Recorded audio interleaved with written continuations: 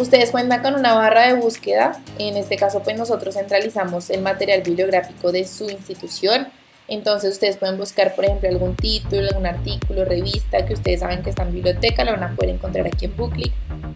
Van a poder también buscar por perfiles y por temáticas.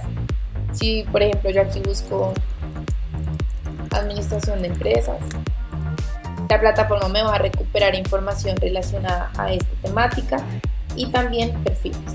¿Listo? Por ejemplo, aquí vamos a poder encontrar artículos, un libro físico, otro libro físico. Van a poder filtrar igual, ustedes aquí pueden filtrar por artículos, revistas, por las booklists, que son las listas de contenido creadas por los usuarios, y también el contenido que ellos mismos estén cargando. Encontramos perfiles relacionados a esta temática, perfiles que pues ustedes van a poder acceder a ellos, seguirlos también.